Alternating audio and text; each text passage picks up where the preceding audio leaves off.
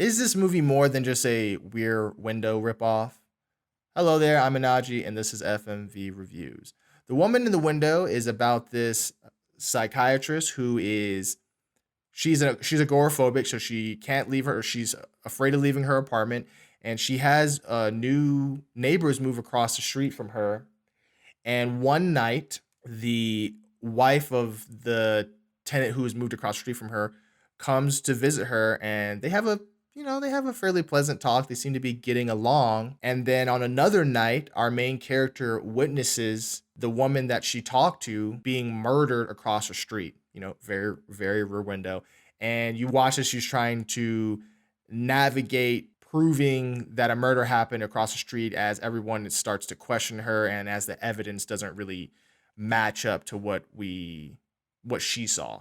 So that's the basic plot without getting too spoilery.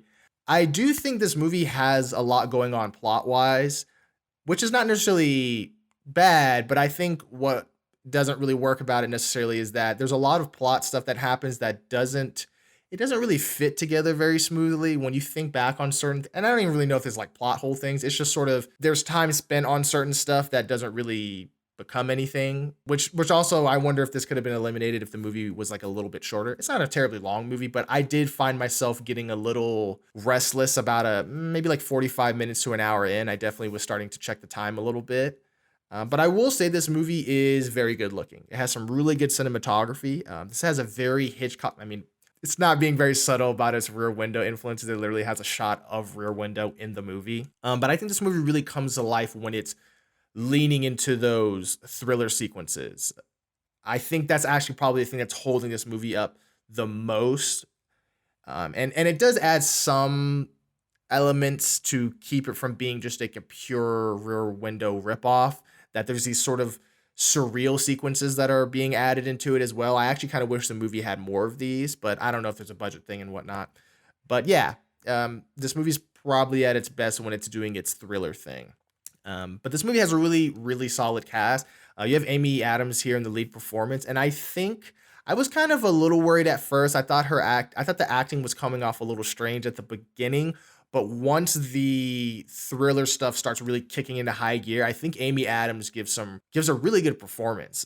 There's this one sequence I'm thinking in particular where she's on the phone trying to call for help, and her acting is really holding that scene down and adding elements to it that I wish maybe the writing was a little bit better to give her more to do because Amy Adams is such a strong actor. But the rest of the cast is really solid too. You have Wyatt Russell in here. He's becoming a new favorite of mine. You have Gary Oldman, you have Julianne Moore, you have Jennifer Jason Leigh. You have a really solid cast here. They're not all given a whole lot to do, but I mean, it doesn't hurt to have really talented actors in your movie. But before I get into what I'm going to say is my main point with talking about this film, I would say, hey, if you're digging this review, make sure to like the video and subscribe to the channel. Thank you. I think ultimately where it keeps this movie from being something more memorable is that it really isn't doing anything besides, I mean, like when I asked if it's a Rear Window ripoff, it's not necessarily a ripoff, but it's not something totally different from Rear Window. It's heavily leaning the premise of Rear Window from the beginning. It adds like a few wrinkles here and there. There's some like surreal moment stuff that I talked about. There's an element of questioning the main character's state of mind, if what she's seeing is real or not. That kind of adds something that Rear Window didn't really have. I also just think with a movie like this, because this is a movie that has like plot twists and whatnot. I'm not going to spoil any of them here.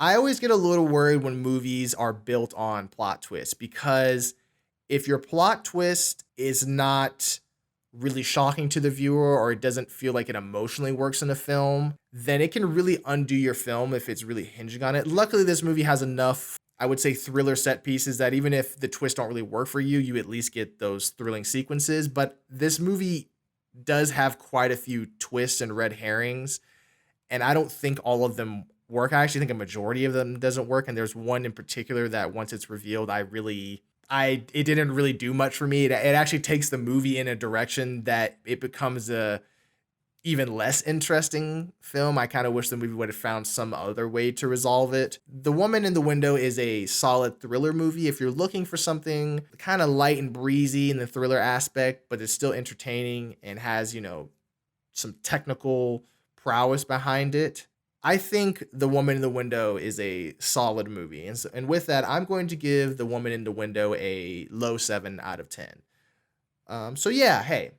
if you saw this movie, leave a comment down below. I'd be really curious to see what you think about it. I respond to any of the comments that come through. And yeah, so until then, I'll talk to y'all later. Bye.